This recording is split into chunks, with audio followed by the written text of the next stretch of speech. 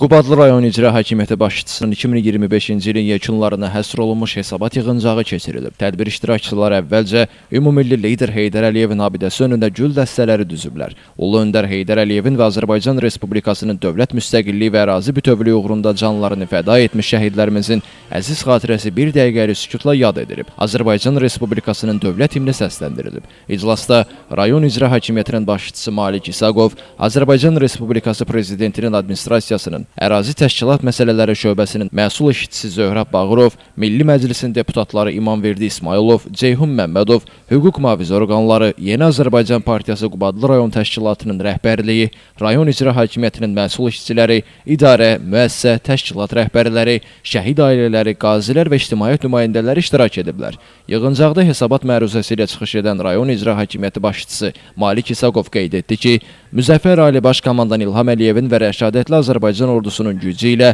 suverenliyimizin, ərazi bütövlüyümüzün tam təmin edilməsi dövlətçilik tariximizdə qızıl hərflərlə yazılan ən böyük nailiyyətimizdir. Qarabağın və Şərqi Zəngəzurun işğaldan azad olunmuş ərazilərin bərpası, inkişafı dövlətimiz üçün prioritet məsələlərdəndir. Artıq Qubadlı rayonunun Zilanlı və Mahruzlu kəndlərində bərpa işləri yekunlaşmaq üzrədir. Bu ilin aprel-may aylarında köç prosesinin həyata keçirilməsi nəzərdə tutulub. Rayon icra hakimiyyətinin başçısı 2025-ci il ərzində rayonda görülmüş işlər və həyata keçirilmiş tədbirlər haqqında geniş məlumat verərək 2026-cı ildə də bu işlərin davam etdiriləcəyini bildirib. Hesabat yığıncağında çıxış edən Azərbaycan Respublikası Prezidenti administrasiyasının Ərazi Təşkilat Məsələləri şöbəsinin məsul işçisi Zöhrab Bağırov, Milli Məclisin deputatları İmamverdi İsmailov, Ceyhun Məmmədov, Yeni Azərbaycan Partiyası Qubadlı rayon təşkilatının sədri Təhmasib Rüstəmov, Qubadlı rayon prokuroru Emin Kərimov və digər çıxış edənlər rayonun sosial-iqtisadi inkişafı sahəsində görülmüş işlər,